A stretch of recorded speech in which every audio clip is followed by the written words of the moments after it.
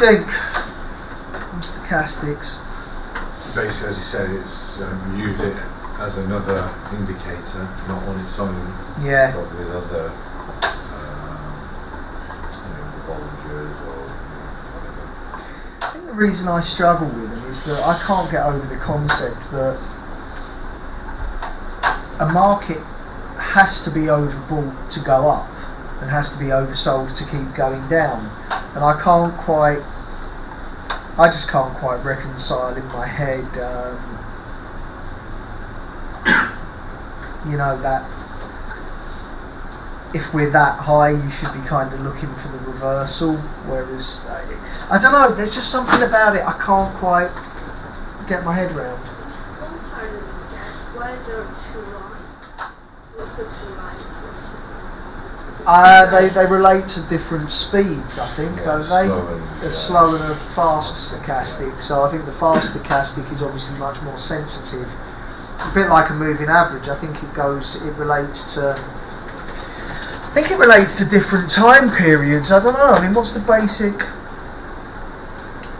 best way to find out is have a look at the actual study.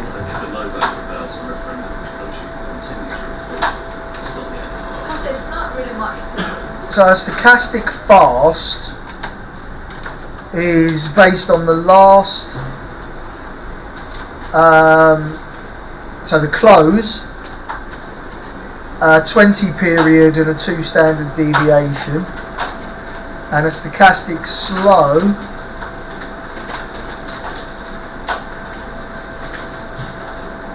no, that's exactly the bleeding same. So what's the crossover system? This is why I don't use them.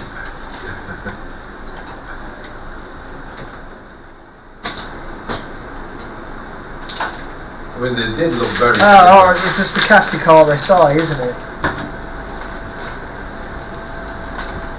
Yeah, I don't know. I'll be honest with you. If I don't know, I don't know. I think it just relates to the different time periods, but for me, I just don't. I don't know. I don't find the crossovers that I think they get you in the vicinity. And maybe you should start thinking that we're a bit too high or a bit too low, but it could stay like that. I've seen it stay like that for weeks, where we've stayed overbought or oversold. So it's like he showed at one point where the market was trending downwards, but they were indicating that it should be going up. So it doesn't always fit to what they're supposed to. It's similar to the footprint, isn't it? Huh? It's similar to the footprint. How so? The tidal volumes. The cumulative delta? Yeah. Yeah, it's similar to that, isn't it? It's not volume driven, it's a price driven sort of, or a closing price driven. It's I suppose it's a moving average type drive. I don't think it's got anything to do with volume. Yeah, I mean, look, they're not for me. Kind of take it or leave it, really. But I think it's something you leave for later if you want to get into it a bit more and investigate. Yeah. Then it's further down the line. Or if you notice someone talk about it, at least you know what they're talking about. If they say we're overbought, we're oversold, or we've got divergence, or but it's definitely not for me. Well, look, I'll be honest with you. It's 10 to 11, but that is all I've got for you. We are done in terms of the classroom theory.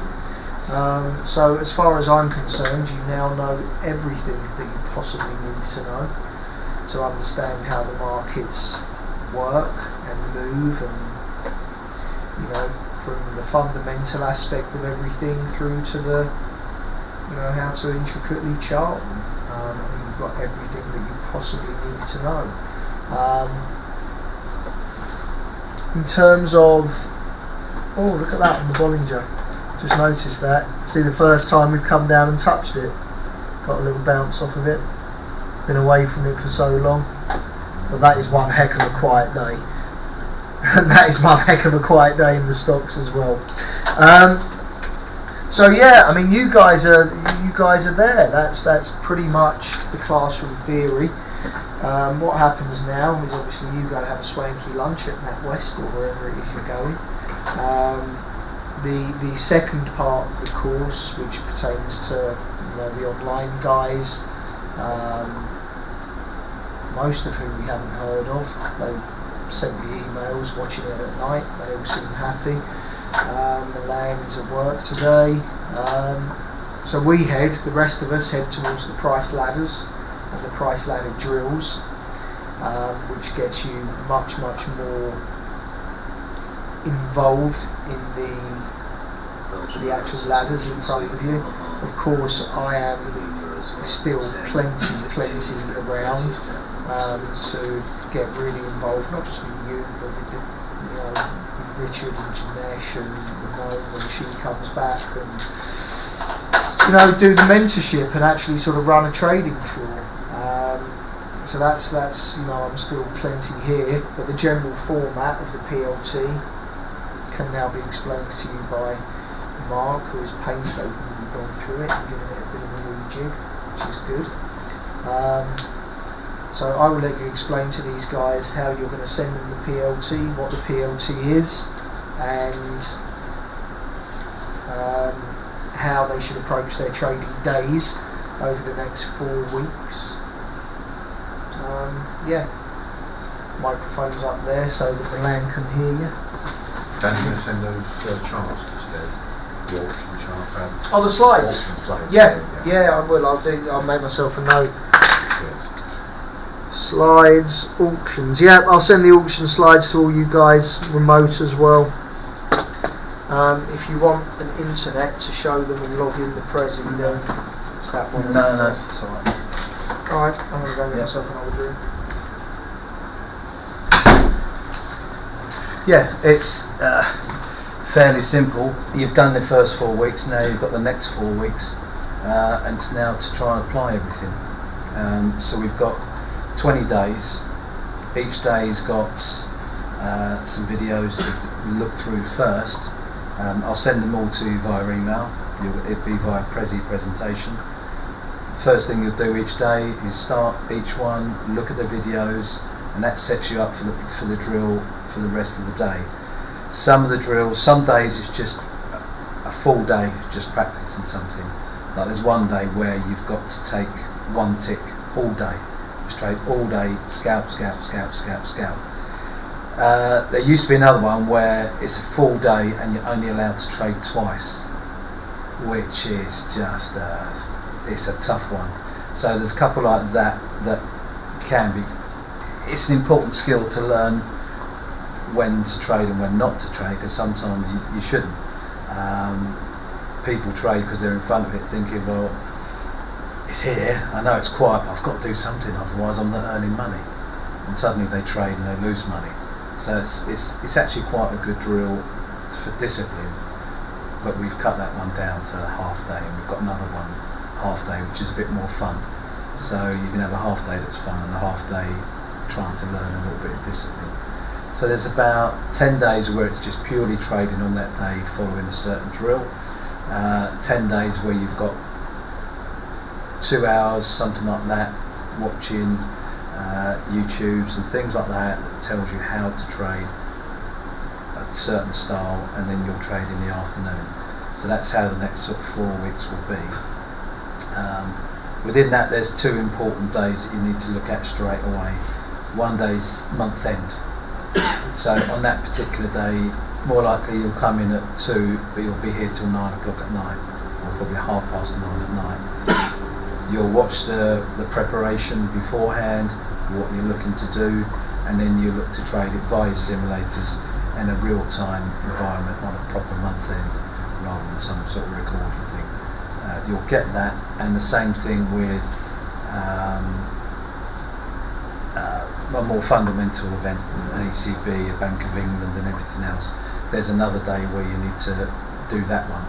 We've got the drills in order, but really at the start have a look when next ECB, Bank of Japan, FOMC, whichever meeting it is, You need to do that drill on that day. So just have a quick look. I think one of them is, let's have a look, is it, the central bank event is actually day or the 10th section, but if it happens to fall on the 5th day or the 15th day, just take it out of order and do it that day. In an ideal world, over the next month you'll have a couple, even 3 if you're lucky, and try it more than once. All these drills, try them more than once. You have a day of scalping away and you like it, another day you do the drill and actually I've done that for enough, or unfortunately you've stopped yourself out for the day. Okay, right, that's done. I want to practice scalping, or I want to practice this. There's other days of fading. Dan's got other drills as well that aren't on it, that we can add that as well. It's not a case of going through these as quickly as you can, just do them diligently. Try and do them in the order they're meant to be. The first day might be a bit easy because you've obviously had your sim, you've had a play around. First day's a bit simple, but do it anyway. It's trading, that's what you're here for. And just follow the drills. So I'll send you a welcome letter type thing, and an instruction, an index of the order these are going to come in and that we want you to do them, and the prezzies, so you'll have that and you just go through that. I think there's 200 pages on the prezzy sort of thing. Some days you only need to see about 5 or 6, another day, I think the last day is about 50 sheets, because it explains what you should be doing as your prep for a central bank event. So just go through these.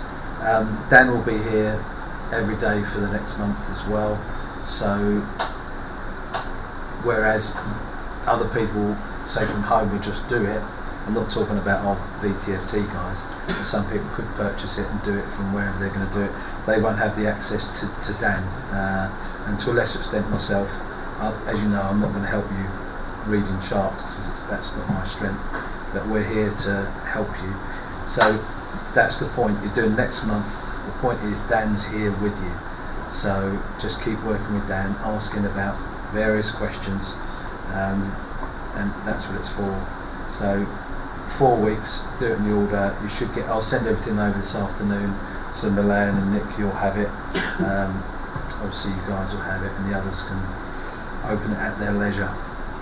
But that's roughly what it's going to be for next month. So each drill, you can do it more times. The prezzy, you can go over them as many times as you want. This is a month to get as much trading in as you can and make as many mistakes as you're going to do them. And we've all done it. We've all clicked the buy button when we're meant to sell and stuff like that, or you go to buy something and you've bought 10 where you meant to buy 1 or something like that. You're going to make mistakes, don't worry about them. They're going to be days, we've tried to treat it as sensibly as we can and as realistically as we can. So the days where you're going to stop out, so just come and talk to us. If you've got to stop out at €600 for the day and you get to 400, come and have a chat with us and say, look, I'm 2/3 of the way through now. What would I normally do if I was in a real situation? 9 times out of 10 we'd have a quick look at the trades, see how you're trading, and actually go, yeah, take a break for half an hour, reset everything, reevaluate your trades.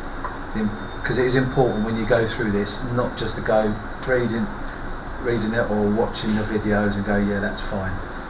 You have to make notes each night. At the end of the day, write some notes about how you traded that day, what you did right, what you did wrong.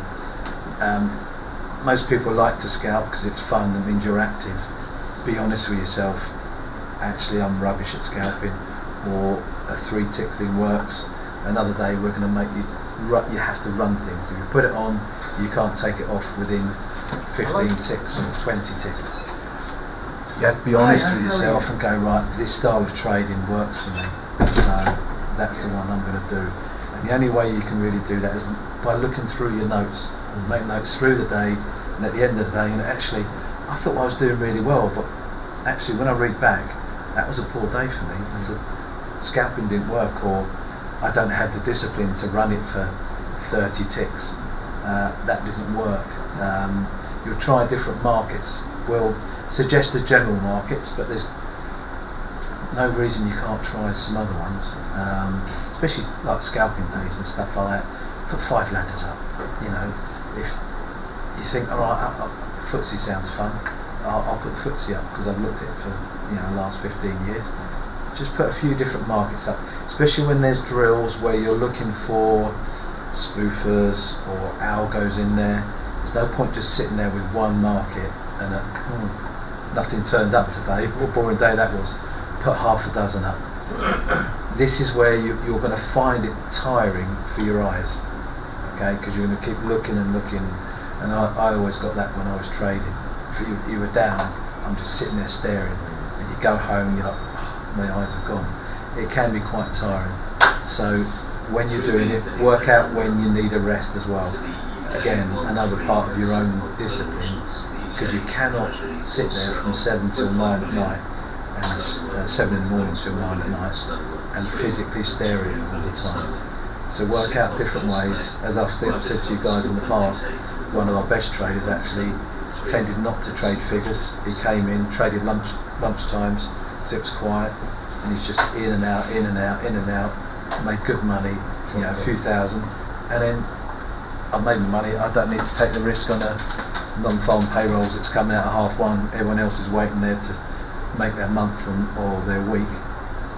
Work out your trading style and be honest with yourself and go, yeah, I know it's fun, but I lose at that all the time, but it's fun. That's not going to work. So just keep going, make notes of the trading, make notes of your strengths and weaknesses, because even now you probably think, yeah, I'm intelligent, I'll get this or I'll do that, and I'll be very good at ledgers, candles, however trading style you want. But you'll be surprised once you get in there. As I said to you guys before, I know my big problem as a trader is discipline. But at least I'm aware of that, and I will try and get round it, and I'll force myself to do stuff. Otherwise, I could get myself in a hell of a lot of trouble. Okay, so I'll send these over. Milan, you'll get them, and Nick, you'll get them probably about in an hour's time. I'll send them over. You've got your sims. Obviously, you'll get your stuff as well when you get back. And it's fairly simple. Just go through those. But even the remote guys, you've still got access to Dan. I know he's not. I keep looking around. Where's the camera? I know he's not physically with you, but he's still here as an asset for you to use. So keep using him. Send your messages, and he will answer them. And he can look through your trades. If you want a particular day to go, right, what did I do wrong? He'll go through. But also as well, maybe not in the first week, same as he does now, he'll talk about various levels that you can start looking at and stuff. So some of the drills, it's not just blindly in and out for a tick. You also need to know when you're trying to go in and out for a tick. You're trying to do it at an important level. Well, when it goes wrong, and that's the discipline of scalping, there's no point take a tick, lose 20. It's pointless, because you've got to be right 20 times out of 21 to even scratch, and then you've got the cost. So you also need to be aware of what areas, what time of day, and you'll get used to that over the month. You'll work out, you'll know a lot of them anyway. 1:30 might not be the greatest time to start scalping. You'll work out what's quiet, what's coming out, when I should do it, and that's part of the learning for the next 4 weeks. Just take everything in that you can. Really try and start watching Dan, all of his streams, because it will not only it will point out the times, what's coming out and everything else. It'll also point out what people are looking at. If something comes out and there's 3 things out in the afternoon, which one of those 3 is important? You might think you know in your head, and me too, what's the important one. But maybe everyone else is looking at something else. This one's flavour of the month. So try and make sure you listen to all the streams. They're not particularly long. They're only 10-15 minutes. It's not a huge amount out of your trading day. So make sure you listen to them, because this is where you're getting your heads into, now you're out of the classroom as such, now I'm into trading. Let's get in trader mode. You've got your drills for now, but come the back end of those drills, you'll be feeling more confident about what you're doing, what your skill set is, and your trading style. So, yeah, you'll get these in the next hour, and you can start going on Monday morning. Okay. Any questions about how it'll work? It's just a Prezi for the actual drill. I think there's 197 slides you need to go through. Some are very simple, but within that, as I say, you need to do a bit of research. The one that goes on the central banks shows you how people prepared for their central bank thing. So you do the central bank well in advance, and you go, right, this is what they were looking at, and you need to do it on that day. You know, what's the press saying? What are they expecting? What are the market commentaries, the stalks, everything else? What is expected? And if what's expected doesn't happen, what do I think is going to happen? You know, if people expecting a small rate hike and it doesn't happen, or they go, right, sod it, we're going to do half a point. What are the reactions going to do? So you need to know how to prepare yourself for that. Okay, and that's it from me, I think. Unless you have any questions. No, they know how to log in and yeah, they've got their sims, so they're all there. I'll send them the prezzies, and we're good. okay. Okay, excellent. Thank you. Great. Cheers.